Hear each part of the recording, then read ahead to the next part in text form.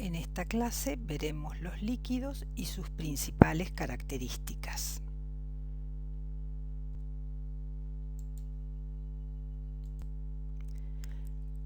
Los líquidos tienen volumen definido, pero no tienen forma fija, es decir, adoptan la forma del recipiente que los contiene. Además, son poco compresibles debido a que queda poco espacio entre las partículas y pueden moverse, trasladarse, deslizar unas moléculas sobre otras, y eso es lo que hace su principal característica de poder fluir.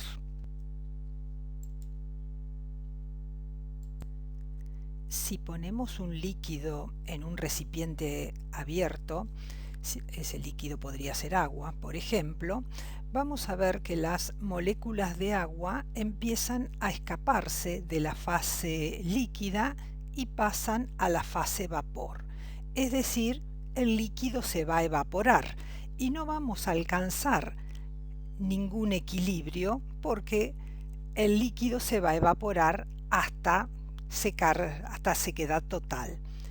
En cambio, si ese líquido lo ponemos en un recipiente cerrado, las partículas de líquido que se escapen o que pasen a la fase gaseosa van a empezar a acumularse allí cada vez más, y va a llegar un momento en que hay tanta cantidad de moléculas en la fase gaseosa que empiezan nuevamente a pasar a la fase líquida.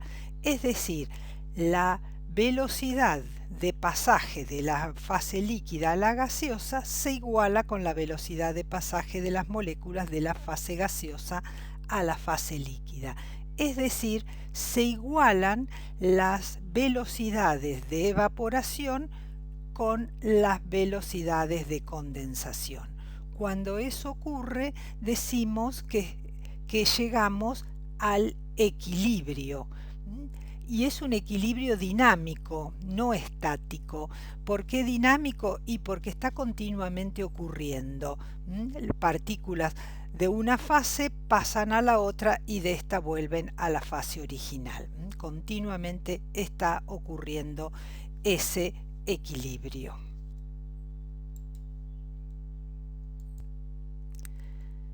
Dijimos que si el recipiente estaba abierto, las partículas del líquido escapaban a la fase gaseosa. Pero si ese recipiente estaba cerrado, las partículas del líquido empezaban a acumularse en la fase gaseosa, hasta que llegaba un momento en que esa fase gaseosa se saturaba y las partículas gaseosas comenzaban a retornar nuevamente al líquido y se establecía ese equilibrio dinámico. Bueno, la presión que ocurre en la fase gaseosa cuando se está en el equilibrio, eso es lo que se llama la presión de vapor, y podemos medirla fácilmente con un manómetro de mercurio, que es un tubo en U, donde la diferencia en la altura de las ramas que alcanza el mercurio, podemos utilizarla para medir la presión que hay aquí en la fase gaseosa, que es lo que vamos a llamar la presión de vapor.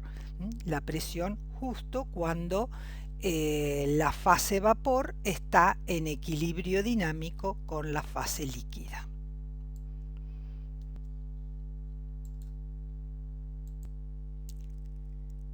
La presión de vapor que se genera aquí en la fase gaseosa va a depender de la temperatura a la que se encuentre ese líquido, pero no va a depender de la cantidad que tengamos de líquido o de vapor.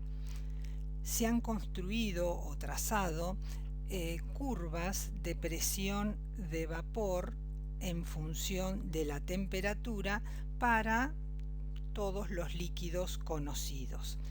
Acá vemos en estas curvas que la presión de vapor aumenta a medida que va aumentando la temperatura.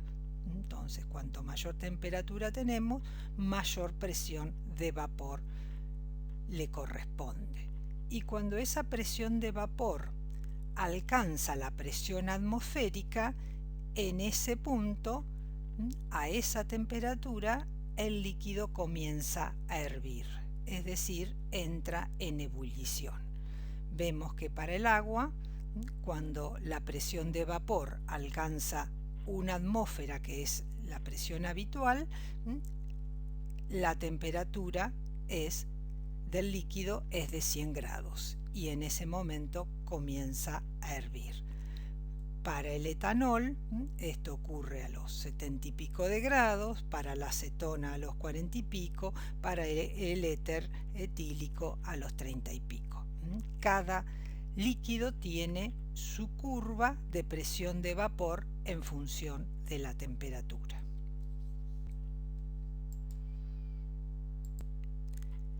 Las sustancias con presión de vapor elevada se van a evaporar más rápido y aquellas que tengan una presión de vapor más baja lo van a hacer más lentamente. La velocidad con que cada líquido se evapore va a aumentar con la temperatura. Y la presión de vapor también es una medida de la volatilidad de ese líquido, es decir, cuán fácil pasa del estado líquido al estado gaseoso. Entonces, cuando las fuerzas de atracción entre las moléculas del líquido son débiles, ese líquido va a ser muy volátil, se va a evaporar fácilmente. Por eso es que decimos que los alcoholes son más volátiles que el agua y que los aceites, porque las fuerzas de atracción son más débiles en los alcoholes, luego son más intensas en el agua y en el aceite son aún más intensas. Dijimos que un líquido hierve cuando su presión de vapor iguala a la presión externa que actúa sobre la superficie de ese líquido. Bueno, y allí también es posible la formación de burbujas del vapor que se encuentran en el interior del líquido. Aquí estas burbujas ya alcanzaron una presión de vapor igual o superior a la atmosférica y están buscando el camino para poder pasar a la fase gaseosa. En cambio, cuando estamos en el proceso de evaporación, que aún no entramos en ebullición, no hay formación de burbujas, porque la presión de vapor es menor que la atmosférica. Y el punto de ebullición de un líquido a una presión de una atmósfera es lo que llamamos el punto o temperatura normal de ebullición. Ese término normal hace referencia a que la presión es de una atmósfera.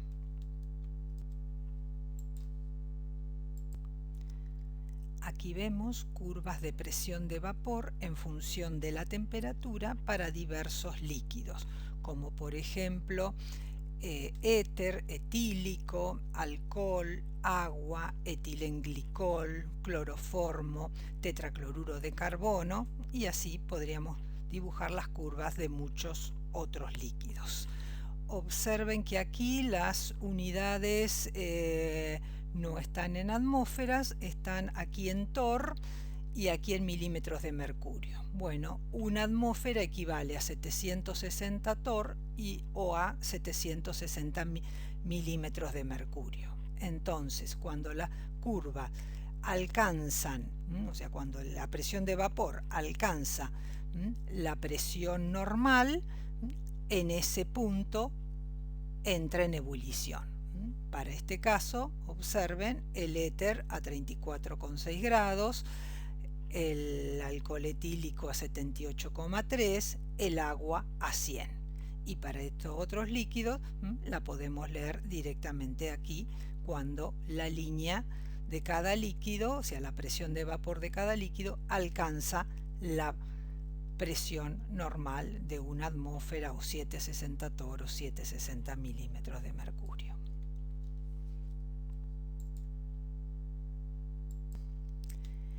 el hecho de que cada líquido tenga un determinado punto de ebullición es lo que nos va a permitir poder separar los líquidos si tenemos una mezcla de ellos. Por ejemplo, eso es lo que ocurre en el petróleo crudo.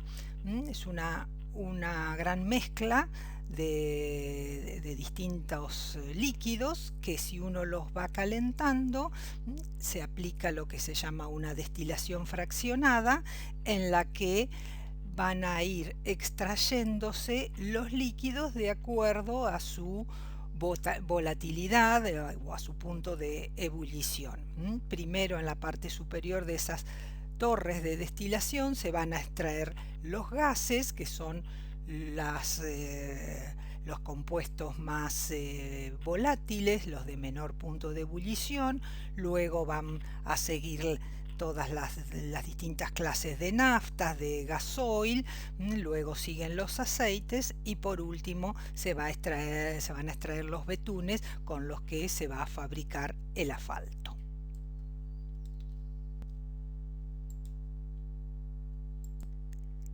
La temperatura de ebullición de un líquido también depende de la altitud a la que nos encontremos. No es lo mismo estar a nivel del mar que arriba de una montaña. Se ha estimado que más o menos cada 300 metros de altura el punto de ebullición del agua desciende 1 grado centígrado. Es decir, a medida que vamos subiendo, la presión va disminuyendo y por lo tanto también va disminuyendo el punto de ebullición de los líquidos. En la cima de un pico que está a 4.500 metros de altura, el agua va a hervir a 85 grados centígrados, no a 100 como sería el punto normal de ebullición a nivel del mar. Y si estamos arriba del Everest, a más de 8.000 metros, el agua va a hervir alrededor de 70 grados. Por el contrario, si tenemos mayor presión, el agua va a hervir a más temperatura. Esto es lo que ocurre en una olla a presión doméstica. La presión más o menos es el doble de la normal, por eso es que el agua va a hervir a 120, 130 grados, y al poder cocinar a mayor temperatura, eso es lo que permite acortar los tiempos de cocción. Veamos ahora lo que son las fuerzas de cohesión y las fuerzas de adhesión. Las fuerzas de cohesión son aquellas fuerzas que atraen y que van a mantener unidas las moléculas del líquido. Por ejemplo, las fuerzas que mantienen unidas a las moléculas de agua dentro de una gotita. En cambio, las fuerzas de adhesión son aquellas fuerzas que mantienen juntas a dos superficies de sustancias cuando las ponemos en contacto. Por ejemplo, el agua y un vidrio. El agua va a mojar a esa superficie. Bueno, esas son las fuerzas de adhesión. Entonces, son distintas la cohesión que la adhesión. La cohesión es la fuerza de atracción entre partículas adyacentes dentro de un mismo cuerpo, y las fuerzas de adhesión es la interacción entre las superficies de distintos cuerpos. Si analizamos las gotitas de rocío que vemos en esta fotografía, podemos decir que las fuerzas de cohesión son las causantes de que el agua forme gotas. La tensión superficial, que ahora veremos, hace que esas gotas se mantengan de forma esférica. Y las fuerzas de adhesión son las responsables que esas gotas se mantengan en su sitio, es decir, adheridas a la superficie de pasto en este caso. Veamos algunos efectos de estas fuerzas de cohesión y adhesión. Si colocamos un tubito dentro de un líquido como el agua y otro dentro de un líquido como el mercurio, vamos a ver situaciones distintas. Aquí en el agua vamos a ver que asciende por el tubo, en cambio el mercurio no. ¿Por qué? Porque en un caso predominan las fuerzas de adhesión y en otro las fuerzas de cohesión. Entre el vidrio y el agua son más fuertes las fuerzas de adhesión que las de cohesión. En cambio, en el mercurio, las fuerzas de cohesión entre las moléculas de mercurio son más intensas que las fuerzas de adhesión. Por eso es que el mercurio prefiere mantener todas sus moléculas unidas y no le permite ascender por el tubo. Aquí vemos agua y mercurio en dos tubos de ensayos y vemos que la forma del menisco es distinto. Para el agua es cóncava y para el mercurio es convexo. ¿Por qué? Porque para el agua las fuerzas de adhesión entre el agua y las paredes del tubito son más intensas que las fuerzas de cohesión entre las moléculas de agua. En cambio, para el mercurio, las fuerzas de cohesión son más intensas que las de adhesión y eso hace que el mercurio no permita mojar o subir o ascender por el tubo. Las fuerzas de adhesión y de cohesión también son las que deciden si ese líquido se va a extender sobre una superficie o va a formar gotas. Es decir, si predominan las fuerzas de adhesión por sobre las de cohesión, ese líquido va a mojar intensamente la superficie. Y si es al revés, las fuerzas de cohesión son más intensas que la adhesión, ese líquido va a formar gotas y tratar de mojar a la superficie lo menos posible.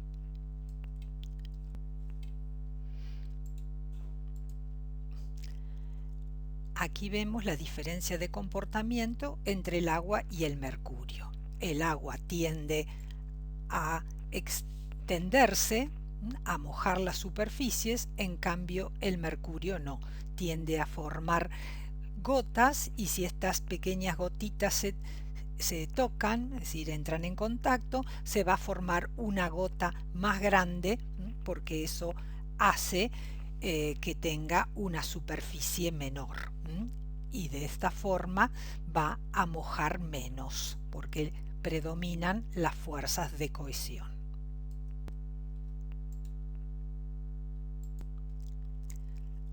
Aquí vemos el esquema de una gota de líquido que está rodeada por aire y apoyada sobre una superficie sólida.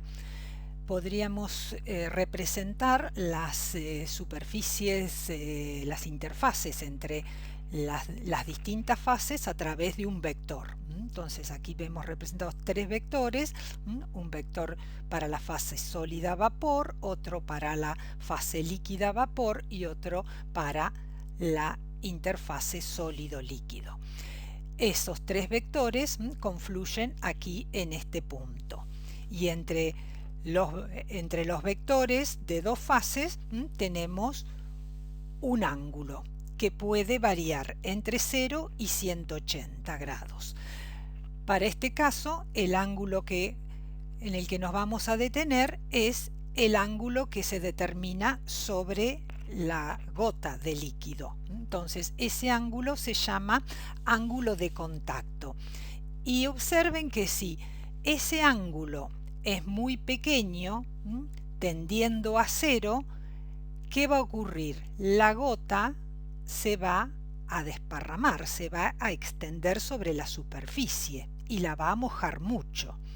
En cambio, si ese ángulo es mayor de 90 grados y a medida que se va acercando a los 180 grados, esa gota cada vez va a ser más esférica y prácticamente no va a mojar la superficie, simplemente va a estar apoyada en un punto.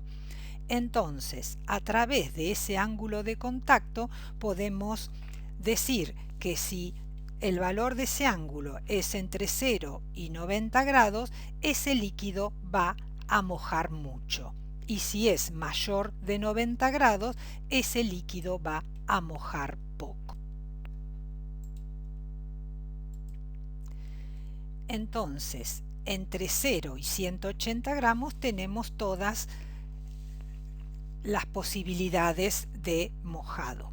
Si los ángulos son bajos, cercanos a 0 grado, tenemos mojado total. Es decir, hay poca atracción entre las partículas del líquido y mucha atracción entre las partículas del líquido y la superficie. Y en el otro extremo, si los ángulos son altos, cercanos a 180 grados, quiere decir que no hay mojado. Es decir, hay mucha atracción entre las partículas del líquido y poca entre el líquido y la superficie. También puede suceder que un mismo líquido moje distinto según sea la superficie en la que se encuentre. Por ejemplo, si el agua se encuentra sobre una superficie hidrofílica, es decir, una superficie con la que tiene afinidad, ese ángulo va a ser menor de 90 y va a mojar. En cambio, si tenemos una superficie encerada en la que el agua no tiene afinidad, por eso se llama superficie hidrofóbica, ese ángulo va a ser mayor a 90 grados y no se va a producir prácticamente el mojado. La capilaridad es otra de las características particulares que tienen los líquidos y es la capacidad que tiene un líquido de poder ascender por un tubo de pequeño tamaño, por lo general, que es lo que llamamos un capilar, y eso se produce porque las fuerzas de cohesión son menores que las de adhesión. Veamos aquí, tenemos dos líquidos, agua y mercurio. El agua va a subir mucho más fácil por un tubo que el mercurio. ¿Por qué? Porque las fuerzas de adhesión del agua con el vidrio, por ejemplo, son mucho más intensas que sus fuerzas de cohesión. En cambio, el mercurio prevalece siempre la atracción entre sus propias moléculas. Otra característica es que la altura a la cual va a subir la columna de líquido depende del diámetro de ese tubo o capilar. Si el diámetro es considerable, pensemos en centímetros, el agua no va a poder ascender porque las fuerzas de gravedad van a predominar. Pero fíjense, a medida que vamos disminuyendo la sección de ese tubo hasta llegar a la de un capilar, en la cual tendríamos que estar pensando que el diámetro es del orden de los micrones, como el de un cabello, ahí el agua va a poder ascender fácilmente porque hay mucho contacto entre el agua y la superficie del tubito. Entonces, por eso es que decimos que la altura de la columna de líquido es inversamente proporcional al calibre o el diámetro de ese tubo o capilar. Este fenómeno de capilaridad es el que utilizan las plantas para poder llevar el agua desde las raíces, que las raíces toman desde las napas, hasta la última hojita, quizás en un árbol a metros de altura. El agua asciende por capilaridad.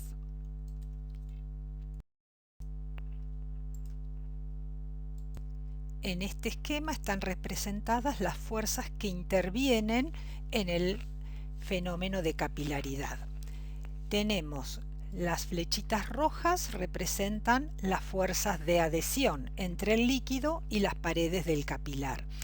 Las flechitas azules representan las fuerzas de cohesión entre las moléculas del líquido y las flechitas negras representan las fuerzas que hay entre las moléculas en su superficie.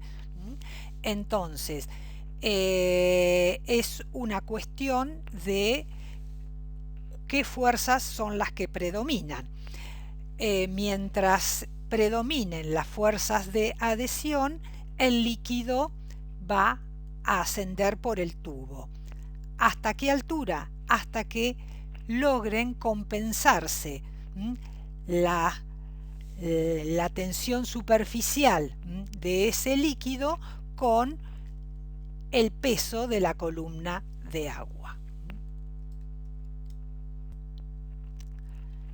Y aquí vemos que los problemas que suele haber de humedad en las estructuras también se deben a capilaridad, a agua que asciende desde las napas por pequeños vasos. Y bueno, una de las soluciones sería inyectar productos para impedir el pasaje del agua a través de esos capilares.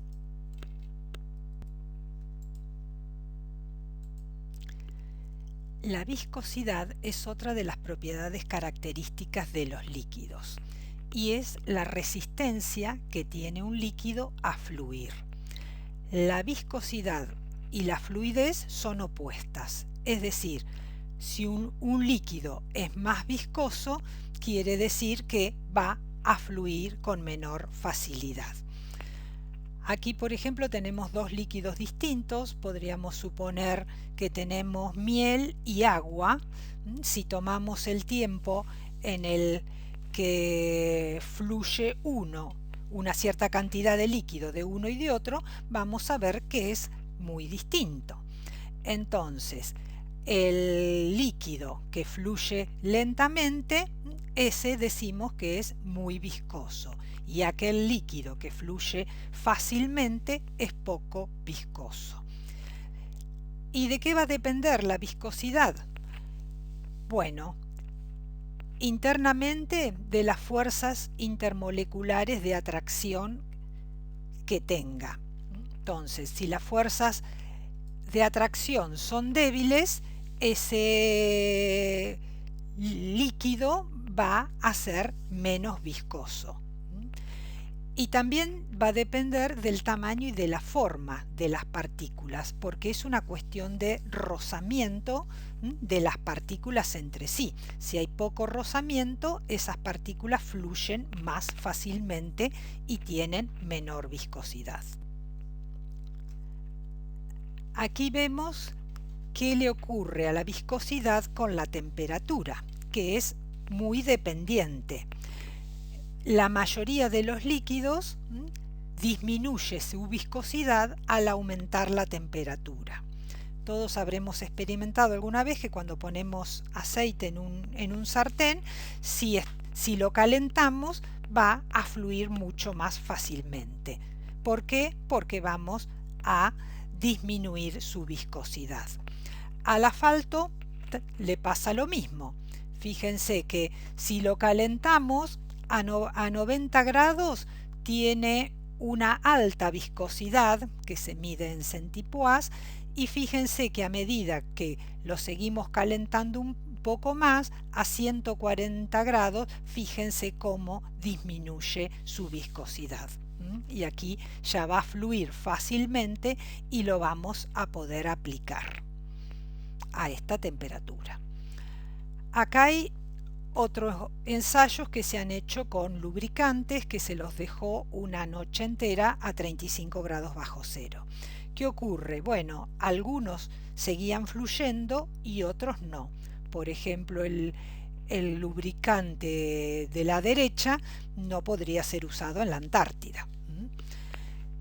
Hay distintos equipos para poder medir la viscosidad. Pero si lo único que queremos es comparar qué líquido es más viscoso, podríamos poner los distintos líquidos en distintos tubitos, todos con la misma cantidad, hacer marcas de una cierta distancia y lanzar una bolita de acero y tomar el tiempo que esa bolita tarda en recorrer esa distancia. Entonces, aquella bolita que tarde más tiempo en recorrer esa distancia va a ser el líquido más viscoso. Sería como una forma de comparar viscosidades de manera sencilla. Y la última propiedad característica que vamos a ver de los líquidos es la tensión superficial, que es como esa película o esa capita delgada en la superficie de los líquidos, como si fuera una cama elástica en la que pueden apoyarse objetos livianos como insectos, hojas, un pedacito de papel, sin penetrar, sin hundirse. Entonces, ese es por el efecto de las atracciones que ocurren en las moléculas que se encuentran en la superficie, a diferencia de las moléculas que se encuentran en el seno del líquido.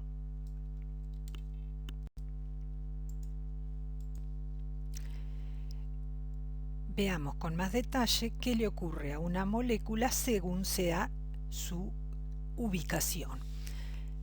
Si la molécula se encuentra en el seno del líquido, va a estar enlazada con las de alrededor y todas las fuerzas van a estar compensadas. No va a haber una fuerza neta resultante. En cambio, una molécula que ya esté más cercana a la superficie, le van a faltar algunas otras moléculas en la parte superior para poder compensar la totalidad de sus enlaces. Entonces aquí ya va a empezar a aparecer una fuerza resultante hacia el interior del líquido, y con más razón aquella molécula que se encuentre en la superficie del líquido. Aquí claramente hay enlaces descompensados, entonces hay una fuerza resultante hacia el interior del líquido provocada porque le faltan las moléculas vecinas por encontrarse en la superficie. Entonces, todas las moléculas que se encuentran en la superficie de un líquido van a estar sometidas a esa fuerza que jala, que tira hacia el interior del líquido. Y esa tensión superficial es la que hace que se forme una película en la superficie del líquido y que esa superficie sea la mínima posible. Por eso es que las gotas toman forma esférica, porque la esfera es la forma en que podemos contener un volumen con el menor área posible. Todos seguramente en nuestra infancia hemos jugado con algún burbujero y en el que soplábamos a través de un anillo que sumergíamos en agua con detergente. Bueno, cuando soplábamos, lo que estábamos venciendo era esa fuerza o esa tensión superficial. Podríamos definirlo de este modo a la tensión superficial como la cantidad de energía necesaria para poder estirar o aumentar la superficie de un líquido por unidad de área.